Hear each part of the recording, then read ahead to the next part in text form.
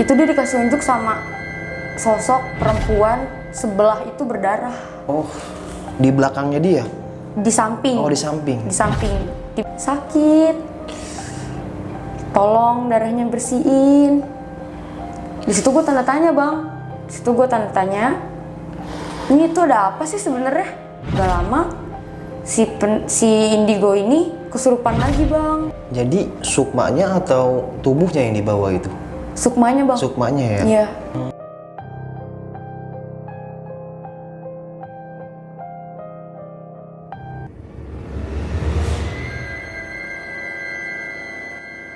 Assalamualaikum warahmatullahi wabarakatuh. Balik lagi sama gua Badru Caps Lock. Kali ini sob, gua kedatangan lagi nih salah satu narasumber pendaki dari kota Depok. Kali ini dia mau cerita nih tentang pengalaman horor yang dialaminya saat naik Gunung Gede, Pangrango. Waktu itu dia ada kejadian nih, Sukma temennya mau diambil dan banyak kejadian karena temennya ini head nih sob, dan mengalami kejadian horor. Oh iya, kita kenalan dulu nih. Siapa orang yang di samping gue ini nih? Halo Mbak. Hai, Siapa Bang. namanya Mbak? Anggita, Bang. Anggita ya. Bisa dipanggil? Gita. Gita ya. Nah, tahan dulu ya Mbak Gita ya. Ya. Sebelum kita lanjut ke ceritanya, buat teman-teman yang belum subscribe, jangan lupa di subscribe dan diaktifkan loncengnya. Buat teman-teman yang sudah subscribe, kita banyak-banyak terima kasih karena sebagian penghasilan dari channel ini akan kita donasikan ke orang-orang yang membutuhkan. Langsung saja kita ke Gibah Misteri.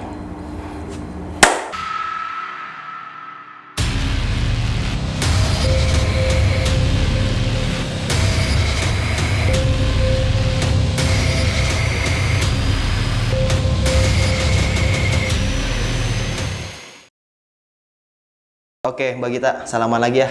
Oke, Bang. Gimana Mbak pengalaman horor kemarin tuh waktu naik Pangrango? Ke Gunung Gede, Pangrango via Cibodas. Iya. Itu bulan Juni tanggal 16. Itu sebelum naik, gue udah dapet mimpi dulu, Bang. Oh, jadi sebelum naik lu ngimpi Iya, dulu nih? gue udah dapet mimpi dulu. Gue naik ke Gunung Gede, Pangrango via Cibodas. Ikut open trip. Oh, kita open trip. Iya, gue ikut open trip.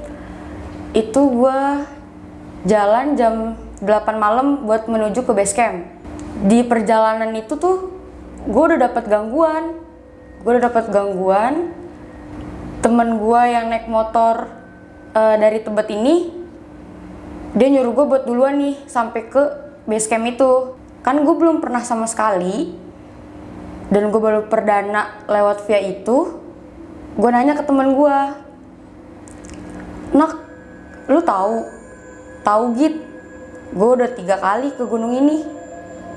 Oh ya udah, pikiran gue kan aman nih. Pas gue jalan, dia nanya, "Kira-kira berapa menit ya dari sini sampai ke base camp?" Gue kaget dong, kok dia udah tahu tapi nanya. Iya. 16 menit, Nak. Oh ya udah, kita tungguin di base camp aja. Maps masih gue pegang nih, Bang, tapi tetap jalan.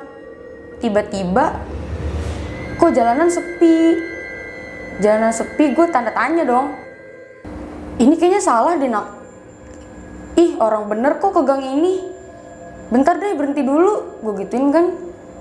Gue tanya dulu ke orang base camp yang ada di sono. Gue telepon, "Kang, ini bener gak ya lewat sini?" "Salah gitu, ini lu nyasar," dia bilang gitu. Oh. "Nyasar, Kang?" Gue langsung di situ pikiran gue udah aneh-aneh kan. Pantesan aja pas di jalan itu maps itu selalu kayak buat minta gue tuh muter balik terus. Tapi gue abain tuh karena gue berpikirnya teman gue kan udah 3 kali. Iya. Terus gue telepon, udah dikasih tahu gue muter balik, dikasih tahu patokannya. Temen gue marah-marahin gue, "Lu gimana sih ngeliat maps banget?" Gue digituin. Ya gue diem aja di situ. Udah sampai di base camp, temen gue yang tadi nyuruh gue duluan, dia nanya ke gue, "Kok lu jalan duluan tapi kok datangnya belakangan sih, Git?" "Iya, gue nyasar, Rul," gue gituin kan. "Kok bisa?" "Iya nggak tahu," gue gituin. Tiba-tiba temen gue yang jalan bareng gue ini tiba-tiba ngomong, "Nggak tahu sih, emang cewek kalau ngeliat maps gue digituin tuh. Gue diem aja tuh. Istirahat lah, gue capek ya.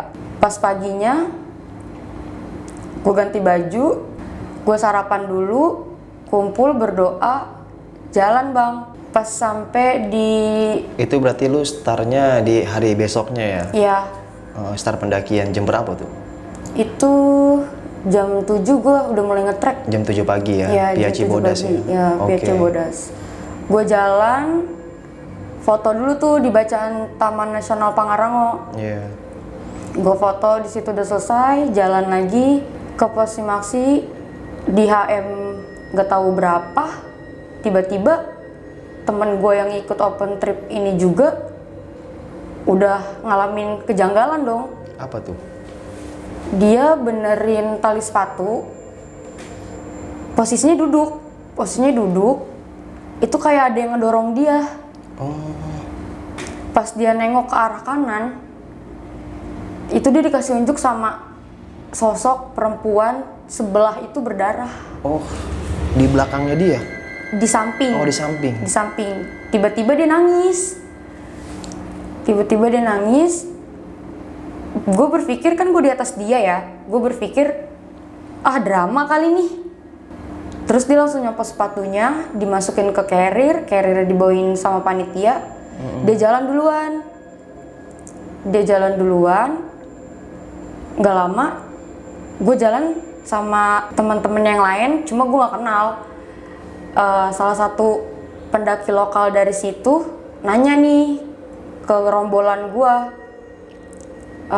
misi bang, ada yang dapat? Nggak ada bang. Oh ya udah, lanjut ya bang, lanjut.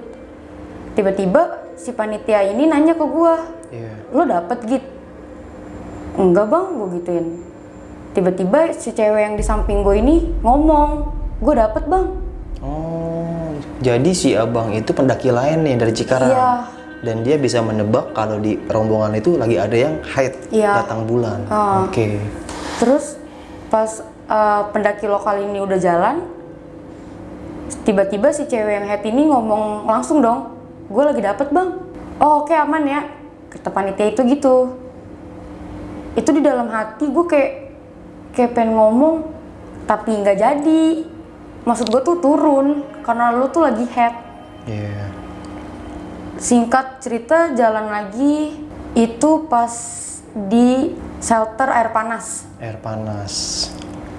Gue mesen pop mie, karena gue lapar. Tiba-tiba si head ini, si yang cewek head ini, minta softtek ke temen gue. Bang, lu punya softtek? Buat apaan? Buat ganti. Aduh, lu dapet? Iya bang. Gila sih, kata temen gue gitu. Dia ganti, gue sambil makan, sambil ngeliatin dia ganti. Dicuci dong bang. Dicuci darahnya. Gila sih ini, sampai dicuci. Terus gak lama, udah selesai makan, jalan lagi, lewatin jembatan itu loh. Jembatan yang panjang gitu ya? Lewatin jembatan itu. Tiba-tiba pas udah nyampe di tempat ngecamp gua, si cewek yang ngalamin keganjalan ini tiba-tiba udah di situ dong. Jadi nggak ngelewatin lu? Nggak ngelewatin sama sekali. Gimana ceritanya tuh? Kok tiba-tiba di situ dia? Nggak ngerti gua. Tiba-tiba dia udah nyampe di situ, gua kaget kan. Ih kok ada di sini? Sedangkan dia aja nggak pernah ngelewatin gua. Iya. Itu mencah pas di Telaga Biru. Hawanya gue tuh di situ kayak udah pengen buru-buru naik aja. Pas gue jalan terus sampai di tempat ngecamp gue, tiba-tiba dia udah ada di situ. Gue udah berpikirnya karena gue udah capek kan, ya udah tuh gue ganti baju, terus ngopi, ngerokok, cerita-cerita lah sama teman-teman gue. Gak lama dia minta temenin ke kamar mandi. Sama salah satu cewek namanya Rizka. Dia temenin, gak lama dia lari tuh bang dari belakang warung itu. Mama.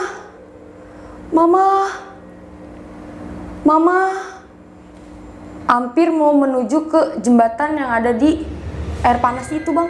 Iya. Terus sehabis dari situ dia pingsan, digotong sama orang yang ada di situ. Tolong panggilin si Gita, tolong panggilin. Gue langsung nyaut kan, gue langsung bangun dari dalam tenda. Kenapa? Ini tolong pegangin. Kenapa sih? Udah pegangin. Pas gue pegangin sama 2 orang panitia, itu gue coba buat meremin mata. Itu gue dikasih unjuk setan yang ngikutin dia. Itu berwujud hitam, gede, terus matanya tuh kayak melotot gitu. Melotot ngeliatin ke lu? Iya, kayak melotot gitu. Lah gue langsung tiba-tiba kaget kan, astagfirullahaladzim. Si 2 panitia ini nanya, kenapa Git? Nggak apa-apa bang, gue bilang gitu. Nggak lama, dia ngejerit lagi. Mama. Jangan diikutin istighfar, gue bilang gitu. Terus dia sambil nunjuk bang, sambil nunjuk tuh. Mama, sambil nunjuk kayak gitu bang. Tanda tanya dong gue, kenapa sih? Dan gak lama si yang head ini ngasihin tasbih. Iya. Dikasih tasbih, nih dia langsung nunjuk lagi tuh. Mama. Langsung tiba-tiba pingsan. Pas pingsan, gue bilang ke panitia itu, bang masukin aja ke dalam tenda gue. Serius nih, nggak apa-apa bang. Itu udah beduk maghrib ya, udah memasuki beduk maghrib tuh. Iya. Yang lain pada sibuk sholat, gue ngurusin dia ini. Terus pas udah nyampe di dalam tenda, dia nangis lagi. Oh, dia nangis lagi. Nangis lagi dia. Mama. Sambil tetap nunjuk tangannya tuh ke arah belakang warung itu. Nunjuk gini? Iya. Gimana nunjuk ke dia? Mama. Tapi cepet gimana sih? Iya. Nangis sambil nunjuk. Gue bilang istighfar, jangan diikutin. Tiba-tiba dia pingsan lagi. Temen gue yang berangkat bareng gue diajak sholat sama pendaki dari Cikarang. Mas, temennya kenapa? Kesurupan bang. Mending ikut sholat dulu ya mas. Akhirnya dia sholat sama yang punya warung di situ. Setelah dia sholat, yang tenda yang mana mas? Oh yang itu mas. Terus dia tiba-tiba masuk tuh. Misi teh. Iya bang, kenapa? Enggak kok, saya cuma mau nolongin doang. Oh iya silakan masuk bang. Pas ditolongin sama dia tuh bawa kayak secangkir air gitu bang. Bawa secangkir air, disuruh minumin dulu dong. Tiba-tiba diminumin, gak lama langsung suara kuntilanak tuh bang. Oh, dia si orang itu yang lagi head itu? Enggak, yang indigo ini. Oh, indigo. Tiba-tiba ketawa kuntilanak dong. Ketawa sambil ngerintih. Sakit. Tolong darahnya bersihin. Di situ gue tanda tanya bang. Ini tuh ada apa sih sebenarnya? Dan gak lama dia interaksi bang. Dan yang di tubuhnya dia itu ngomong, ini bukan ringgit. Oh. Ini Stella temennya. Stella itu makhluk gaib? Yang ada di badan dia. Oh, oke. Ini bukan ringgit, ini Stella. Ringgit dibawa. Dan di situ gue kayak langsung mikir, anjir dibawa dong. Gue harus ngelakuin apa? Jadi sukmanya atau tubuhnya yang dibawa itu? Sukmanya bang. Sukmanya ya? Iya. Sukmanya dibawa. Di situ udah pada bingung bang, harus berbuat apa? Pas gue coba meremin mata lagi, dan yang nolongin itu pada baca-baca doa, gue dikasih unjuk tuh. Dia dibawa di suatu tempat, tapi tempatnya itu gelap. Yeah. Dan di situ sepi. Dalam hati gue kayak ngomong, alhamdulillah ya Allah sepi. Coba kalau misalnya rame, habis bang dia di situ.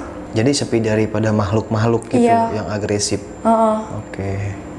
Dan gak lama dia sadar si pendaki yang nolongin ini izin buat ngelanjutin perjalanan lagi.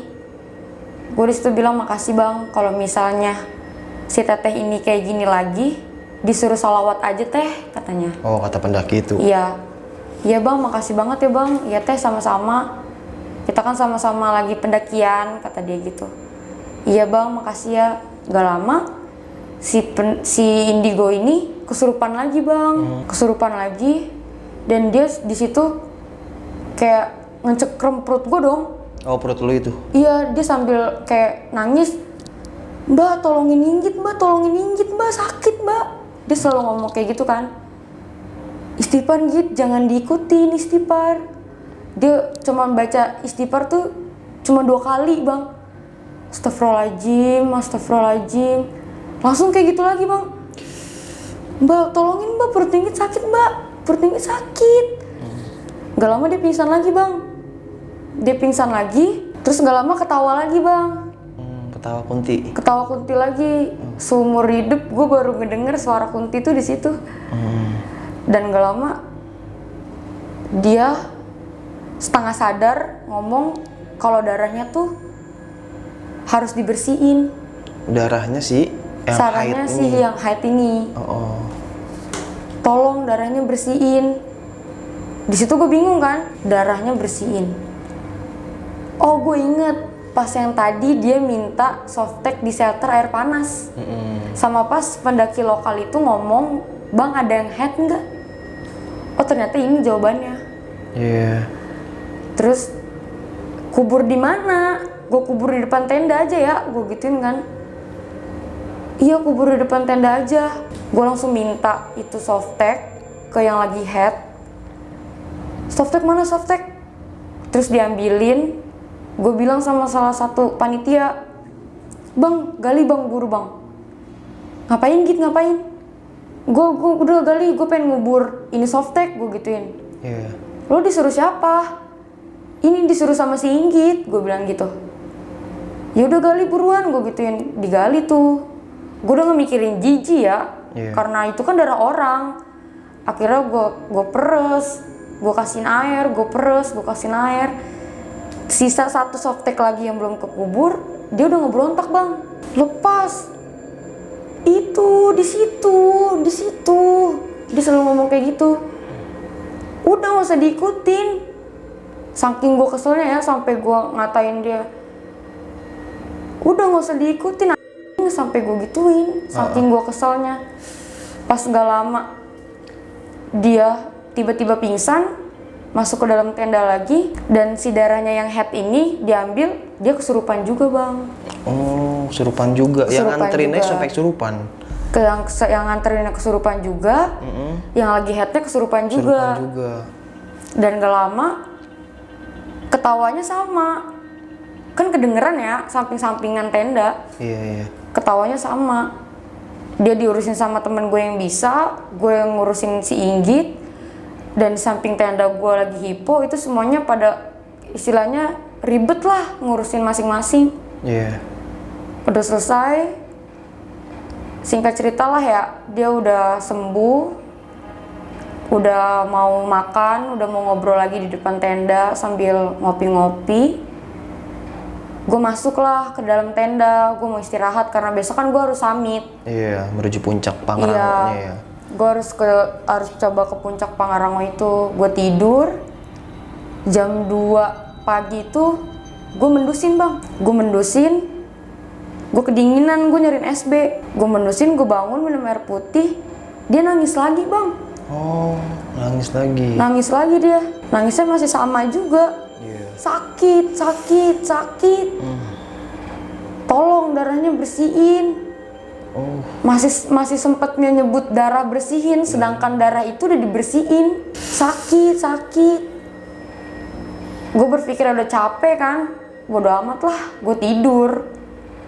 Bangun lagi gue jam 4. Jam 4 itu mau persiapan buat summit kan, ditanya satu-satu yang mau summit siapa aja. Makan lah gue makan. Gue denger lagi dia nangis lagi bang. Iya. Dia nangis lagi. Gue di situ udah berpikirnya bodo amat, capek gue ngurusinnya. Di situ udah selesai, pagi-pagi briefing yang mau ikut summit siapa. Yang mau standby tenda siapa? Iya, yang mau stay di tenda siapa, yang turun siapa aja. Ya udah di situ dibagi-bagi tuh. Akhirnya yang ikut summit itu 12 orang. 12 orang. 12 orang dari 25 peserta. Iya. Dan yang head ini sama yang indigo itu harus turun. Harus turun. Harus turun. Jangan. Takutnya tuh berpikirnya karena kan ke puncak nggak mungkin dong turun cepet. Iya. Takutnya ngecamp di situ lagi bakalan kayak gitu lagi kan. Dan kena malam ya. Iya, kita nggak mau ngambil resikonya. Akhirnya dia turun. Sisalah satu tenda nih, carrier semua. Dan yang 12 orang summit ini termasuk gua, langsung tuh ngelakuin pendakian. Kan panitia ngomong kalau misalnya udah nggak kuat, nggak usah dipaksa. Satu turun, sisa 8 orang kalau nggak salah. 8 orang yang lanjut menuju puncak. Iya, sisa 8 orang kalau nggak salah. 1 jam lagi mau Mandalawangi lah kalau nggak salah ya. Di situ gue terakhir bilang ke panitia yang tinggal rombongan gue itu cuman tinggal gue, panitia sama 1 teman gue nih. Gue bilang, "Bang, kaki gue kram." "Oh, duduk aja Git, diselonjorin. Mau dibuka nggak sepatunya?" "Nggak usah Bang." Nggak lama di situ gue pingsan, katanya sampai dilewatin sama pendaki-pendaki lain yang mau turun dari puncak Pangrango. Lu sempat pingsan di situ? Gue pingsan katanya di situ. Gue udah nggak mikirin apa-apa kan di situ, namanya gue pingsan. Dibantuin lah tuh sama pendaki yang dari Cikarang ini lagi. Yang 2 orang tadi? Iya. Oke. Tapi dia bersama rombongannya. Di situ gue pingsan, itu gue dapet kayak gambaran kalau gue tuh di salah satu tempat. Cuman banyak kabutnya. Oh, di dalam pingsan lu itu? Iya. Iya, sempat ada gambaran. Dan di situ kayak ada suara anak kecil Bang. Itu manggil-manggilin gue kayak teh. Ketiga kali dia manggil teh, itu gue bangun. Pas gue sadar, gue ngeliatin di sekeliling gue, itu ada 10 orangan lah. Itu gue udah dibungkus dong sama emergency blanket. Iya, sama orang Cikarang itu. Iya, kan gue nggak tahu ya, belum pernah ngalamin yang namanya hipo juga. Oh iya, hipo itu penyakit kedinginan ya, yang kehilangan suhu panas tubuh ya, jadi bisa dibilang menggigil akut gitu ya. Jadi hipotermia penyakit yang cukup berbahaya dan sering terjadi di kalangan pendaki dan bisa menimbulkan meninggal dunia. Oke, lanjut. Dan gue udah sadar, gue bangun. Gue panik dong, tiba-tiba emergency blanket udah ada di badan gue, di dalam baju gue kan. "Gak usah panik Git," kata temen gue. "Ini yang masangin cewek kok." Pas gue nengok, oh iya ada cewek 1. Gue bilang, "Makasih teh," gue bilang. Singkat cerita, gue udah pulih dari hipo itu, gue turun buat nge-push karena gue gak mau kena malam. Iya. Gue turun, gue sembari gimana ya, sambil jalan tuh gue nanya terus nih. Gue turun 2 orang karena temen gue 1 lagi harus nge-backup di atas. Gue turun, gue nanya terus nih ke panitia ini, "Bang, gue kenapa sih?" Iya. "Bang, gue kenapa?" "Nggak apa-apa Git, lo cuman tidur." "Bang, serius Bang, gue kenapa?" Baru tuh di situ dia jawab, "Gue hipo." "Lo hipo Git." "Serius Bang?" "Serius. Tapi awalnya tuh gue nggak percaya kalau lo hipo, karena muka lo tuh beda." Iya. "Ah serius lo?" gue gituin. "Iya serius." Pas mau gue pasangin sarung tangan ataupun kaos kaki, itu tuh selalu ngegenggam. Oh. Gak mau ngelepas dari genggaman lu itu. Iya. Gigi lu udah rapet, dikasih minum gak masuk. "Serius Bang?" gue gituin. "Serius." Akhirnya gue sampai di tempat ngecamp gue di kandang batu itu. Gue ambil carrier, gue turun buat nge-push sampai di base camp. Pas gue udah sampai di kandang batu, gue ambil carrier gue turun. Gue pecah sama si panitia 1 ini yang turun bareng gue di pos Simaksi karena dia harus nge-backup lagi di atas. "Lu sampai sini aja ya Git, tahu kan jalannya?" Iya. ih gue nggak tahu bang, gue gituin kan. Akhirnya gue bareng tuh sama orang nggak tahu siapa. Itu jam Bang, berapa posisi? itu jam 5. Jam 5 sore? Iya jam 5 sore gue sampai di bawah. Ya udah akhirnya gue bareng, dia lanjut ke atas, gue sampai di base camp, ngelonjorin kaki gue karena capek kan. Pas gue menaruh carrier ke dalam, si yang 2 ini kesurupan lagi. Oh, pas sampai base camp. Iya, yang 2 ini kesurupan lagi. Jam berapa itu dia? Setengah, pas ajan. Pas ajan maghrib. Iya, pas ajan maghrib. Dan udah sampai base camp warung di Cibodas ya? Udah. Oke. Dia kesurupan lagi. Gue kayak berpikir, apa gue bawa setan dari sana lagi? Iya. Gue sampai berpikir kayak gitu. Akhirnya gue keluar, dan dia tetap nangis yang gue denger semalam di tempat ngecamp gue. Iya, gaya nangisnya sama. Sama. Dia masih tetap kayak ngomong darah. Dan di situ ibu-ibu yang ada di base camp itu nggak mampu buat ngeluarin itu setan, dan dipanggil kuncennya, istilahnya ya, kuncen yang ada di situ buat ngeluarin itu setan. Dan ternyata pas ngomong sama si kuncen itu, darah yang ada di tisu pas dibuang di trek. Gue kaget dong. Setahu gue dia cuma ganti. Iya. Apa dia ngebuangnya di dalam kamar mandi itu? Gue sampai berpikir kayak gitu kan. Dan gak lama si panitia yang ikut nguburin softtek itu ngomong juga ke gue. Iya. Pas lu summit itu gue coba buat gali lagi itu lobang yang pas di kubur darah itu gitu, dia bilang. Terus kenapa bang? Celana dalamnya itu udah nggak ada. Oh, celana dalam yang penuh darah itu? Iya udah nggak ada. Yang awal lalu tanam, terus besoknya dicongkel lagi? Iya, itu udah nggak ada. Oke. Gue langsung panik kan, langsung serius bang? Gue gituin, serius gitu, dia bilang. Demi apa lu? Gue sampai kayak gitu. Demi Allah. Tapi gue nggak ngubur bang, gue gituin. Gue yang ngubur gitu. Oh. Demi apa? Gue gituin. Demi Allah. Terus gimana bang? Gue nggak tahu gitu. Dia bilang gitu. Gue nggak tahu gitu. Beneran apa enggak? Gue nggak tahu gitu. Tapi seingat gue ini tuh dikubur. Iya. Pas udah singkat cerita lah ya, gue udah ganti salinan, gue udah ganti baju. Dan yang nge-backup tadi posisi hujan tuh bang. Pas panitia dari situ buat ngebantu nge-backup ke atas tuh hujan deras. Gak lama dia naik, udah sampai di BC lagi. Itu cewek yang tadi nemenin ke kamar mandi itu ternyata dikasih unjuk juga tuh. Apa tuh? Pocong kalau nggak salah. Pocong? Pocong. Oke. Itu karena dia ngomong, mudah-mudahan aja gue sampai di puncak bisa lamaran. Bisa lamaran? Iya. Oke. Bisa lamaran. Nggak tahu lah gue ya lamaran apa. Dan dia turun, dia di awalnya tuh pocong itu tuh jadi sosok pendaki dulu bang. Oh. Jadi sosok pendaki dulu, dan dia ngikutin tuh. Iya. Dia ngikutin, berubah wujud lah. Gelinding tuh pocong. Gelinding. Oke. Di depannya dia? Iya. Ih. Dia nangis, nggak lama pingsan. Jadi awalnya jadi pendaki dulu, orang dulu nih Iya. bawa tas, ternyata itu pocong. Iya, itu pocong.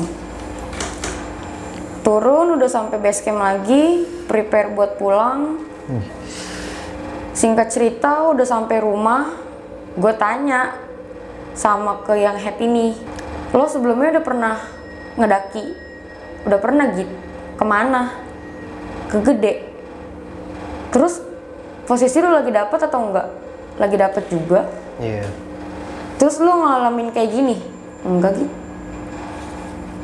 Oh ya udah makasih, gue gituin. Udah selesai, gue tanya ke yang head, gue tanya lagi nih ke yang indigo. Git, namanya kan Inggit ya. Git, boleh minta sedikit ceritanya nggak? Apa sih yang lo alami pas selama pendakian di Gunung Gede ini? Gunung Pangrango. Iya, Gunung Gede Pangrango. Iya. Via Cibodas ini. Maaf ya Mbak Gita, bukannya Inggit nggak mau cerita. kalau Inggit ceritain tentang kejadian itu, selalu ada sosok yang datang ke rumah Inggit. Oh. Gue berpikirnya nggak mau ngambil resiko kan ya, kasihan dia juga. Oh ya udah Git, makasih. Tapi kalau Mbak Gita mau tanya lebih jelasnya ke Mas Inggit aja. Nih Inggit kasih WA-nya. Iya. Oke, langsung gue WA ke Masnya. Assalamualaikum Mas. Waalaikumsalam. Ini siapa? Ini Gita, temannya Inggit. Dia langsung tuh nebak di situ. Oh, yang bantuin Inggit pas lagi pingsan. Dalam hati gue kayak, kok ini orang tahu? Kan gue belum ngomong apa-apa. Iya. Terus dia langsung ngomong, berarti kalau Mbak nolongin Inggit pas lagi pingsan atau lagi kesurupan, Mbak tahu dong itu tasbih ada di mana? Setahu saya itu tasbih dilempar deh sama yang lagi head ke arah Inggit, tapi nggak ada yang ngurusin itu tasbih. Gue bilang gitu bang. Terus udah selesai, dia ngomong lagi tuh, sebenarnya tuh Inggit emang udah dari lahir kayak gini Mbak, dia bilang gitu. Tapi cuma dia nggak bisa ngenahannya. Dan dia juga ke gunung itu karena ada panggilan. Buat datang ke Gunung Pangrango. Iya, ternyata gitu bang. Terus gue berpikir kalau dia dapat panggilan, otomatis dapat mimpi juga dong. Iya. Berarti sama apa yang gue alamin. Cuman gue berpikirnya dia kayak lebih mendalami itu mimpi. Jadi gue nggak dapet gambaran apapun di dalam mimpi itu. Oh, jadi si Inggit ini yang lebih banyak. Iya, karena dia dapat panggilan. Karena gue cuma dapat gambarannya tuh cuma kayak set kayak gitu doang bang. Nah tadi yang masalah teman lu nih yang sukmanya mau diambil, itu dia sadar gak sih kalau sukma itu dia mau diambil? Apa sempet bentrok nih sama punya dia sama makhluk yang ada di situ tuh? Enggak bang, posisinya dia pingsan. Oh pingsan. Yang tahu sukmanya mau diambil itu siapa? Karena dia interaksi. Oh dia interaksi. Dia interaksi dan si sukmanya ini ngomong. Iya. Ngomong, interaksi dia ke kita-kita. Dia ngasih tahu kalau si Inggit ini dibawa. Udah dibawa sama? Udah dibawa sama makhluk halus yang ada di situ. Iya. Terus, tapi bisa balik lagi. Bisa balik lagi. Oh mungkin karena ya ditahan atau apa gitu ya? Iya. Oh. Tapi menurut gue sih ya, selama gue ngalamin itu gitu ya, Iya. kayak dia tuh selalu ngebuka dirinya dia buat mau interaksi sama itu makhluk, tapi dia nggak bisa ngebalikinnya lagi. Di situ gue sempet capek banget bang buat ngurusinnya. Iyalah. Jadi gara-gara teman lu nih yang ya mungkin baru kenal juga ya karena open trip ya, dan di situ juga mungkin perjalanan masih singkat ya. Iya. Dia datang dengan keadaan haid, datang bulan ya. Kita nggak bisa nyalain juga Sep. Gue juga pernah sering lah, bahkan tamu gue lagi datang bulan atau lagi head, ya gue perbolehkan buat naik, cuman lebih hati-hati ya. Kalau ini dia jadi buang pembalut softteknya itu ke air yang ada di air panas itu. Dibersihin. Ya? Dibersihin sampai sekiranya bersih. Dimasukin ke dalam plastik kresek. Dimasukin ke dalam carrier. Dan ternyata dia ngelap kayak sisa darahnya tuh pakai tisu. Terus dibuang. Nggak dibersihin lagi. Ke jalur itu. Dan banyak makhluk yang suka darah gitu ya. Iya. Apalagi itu darah kotor, dia demen banget itu. Dan sempet dikubur katanya ya, kata lu. Iya. Pas di gali udah nggak ada. Udah nggak ada. Oke, udah dibawa pulang sama si makhluknya. Mungkin dia nggak punya celana dalam. Kita punya pesan-pesan ya buat teman-teman nih yang mau mendaki gunung juga, yang mungkin yang masih pemula gitu Mbak gitu ya. Jadi untuk masalah wanita juga yang datang bulan ya. Iya. Sepengalaman lu aja. Pesannya sih kalau misalnya lagi head, ya lu boleh ngelanjutin pendakian, cuma ya lu nggak harus nyuci itu softtek di aliran gunung itu kalau lu nggak mau dapet resiko apapun. Nah gitu ya. Mungkin karena si makhluk itu lebih suka sama darah kotor itu yang gue bilang tadi. Jadi ya bukannya berarti kalau kita lagi datang bulan nggak boleh naik gunung atau jangan naik gunung gitu, nanti lu kenapa-napa, nggak gitu. Jadi ya masing-masing gimana kita membawanya lah ya, alur ceritanya, atau membentengkan diri, yang pasti kan harus baca doa, salawat, sama ingatlah sama Tuhan kita gitu kan. Jadi ya namanya gunung kan memang tempatnya dia gitu. Iya. Maksudnya ya emang udah hutan itu emang tempatnya makhluknya itu kan. Iya. Jadi kita sebagai tamu dan kita juga tamu harus sopan juga kan. Kadang kita udah sopan banget, dia masih iseng. Ya itulah namanya makhluk kan emang diciptakan untuk menggoda manusia. Iya. Gitu, termasuk lu tergoda sama rayuan mantan lu.